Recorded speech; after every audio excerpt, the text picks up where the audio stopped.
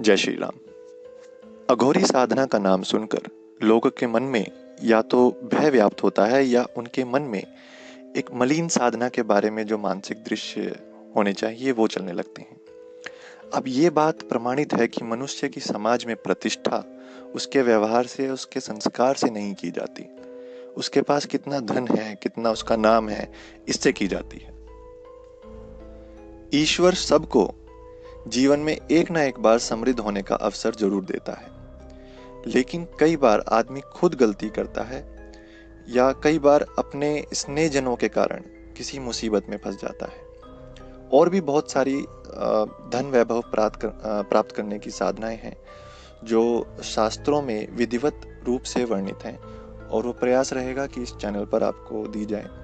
लेकिन ये समय जो है बहुत तीव्रता से चलता है, इसको पकड़ा नहीं जा सकता। तो समय कम होने के कारण लोग जो है ऐसी साधनाओं को या ऐसे प्रयासों को करने का प्रयास नहीं करते।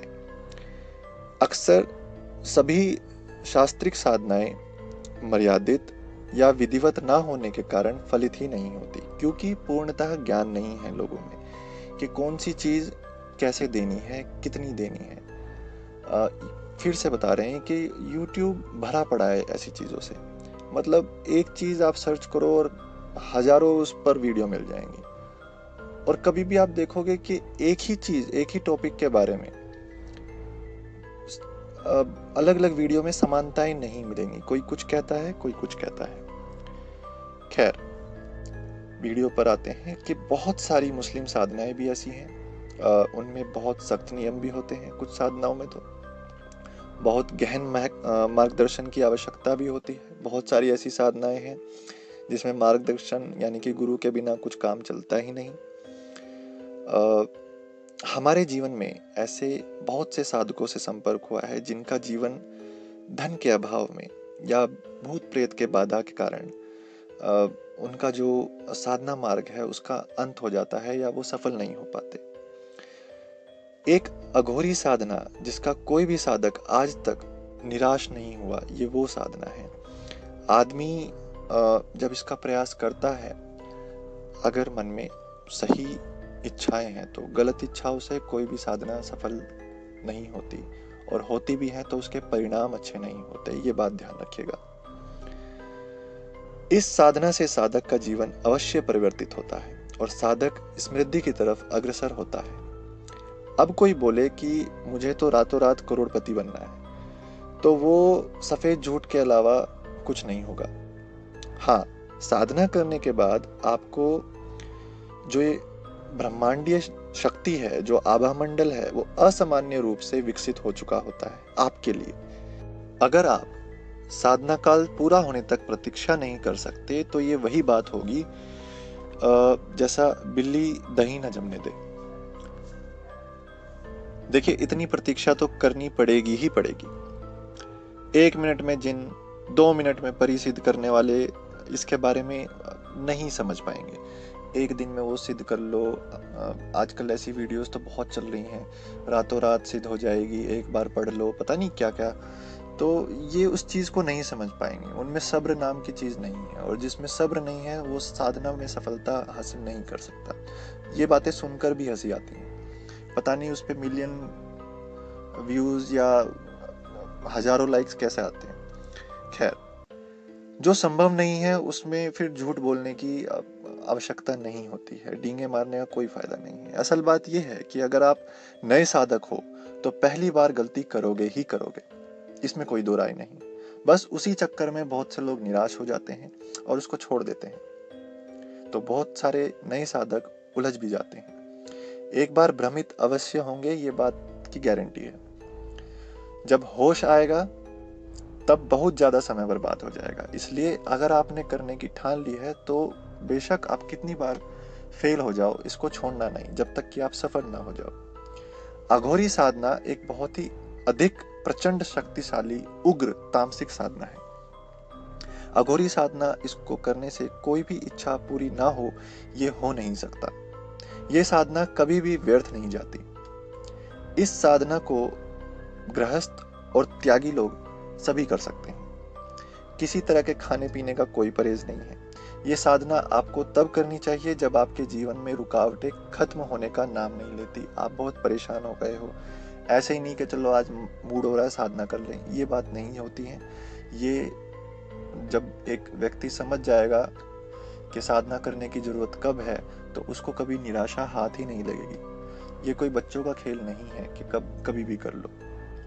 तो इसका समय होता है, इसकी एक स्थिति होती है। जीवन में जब जरूरत होती है तब ये चीजें करी जाती हैं और तभी सफलता प्राप्त होती है। तो एक तो समय आपके जीवन में ऐसा आता ही है जब आपको जरूरत महसूस होती है।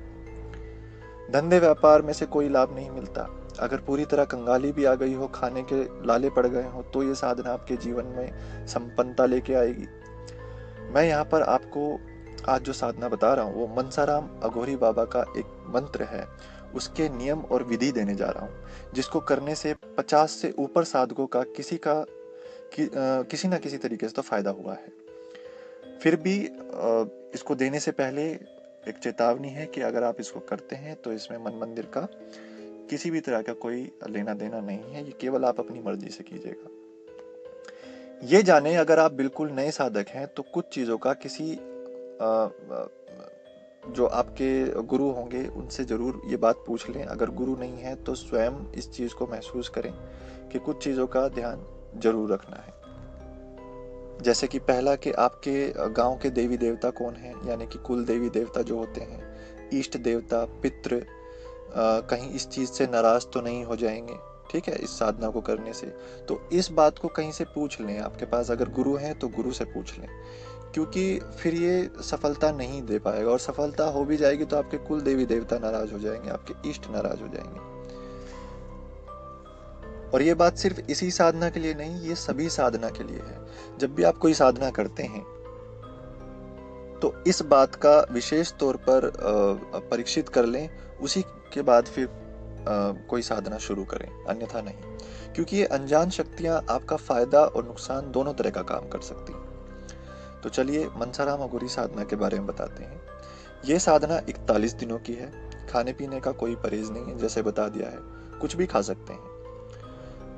हाँ, एक बात है, ब्रह्मचर्य व्रत का पालन सख्ती से करें। जिनको स्वप्न दोष की समस्या है उनको पहले शमशान की साधना करनी चाहिए।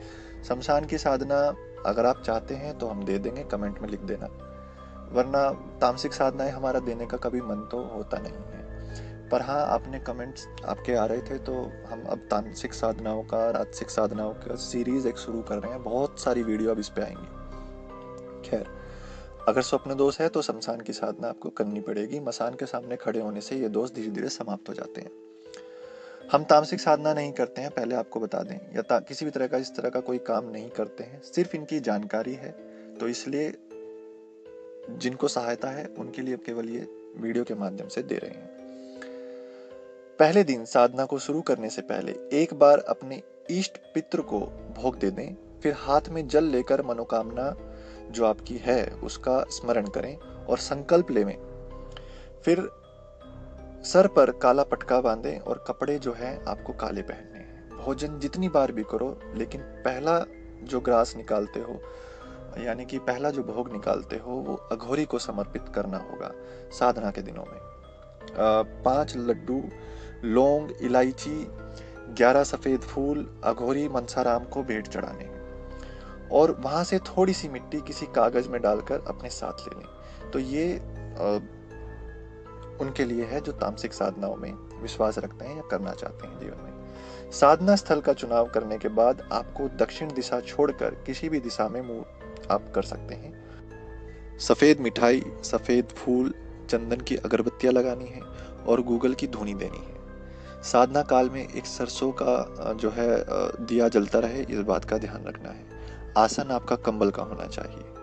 इस साधना को आप शमशान पे या चौराहे या खाली मैदान या घर की खाली छत पे या मतलब बहुत एकांत जगह पे आप इसको कर सकते हैं, लेकिन भोग आपको शमशान घाट या किसी चौराहे पर किसी पीपल पे या वट वृक्ष के नीचे ही देना होगा।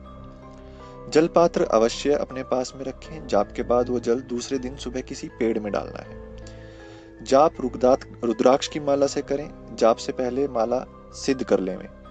माला कैसे सिद्ध करनी है हमने वीडियो दे रखी है।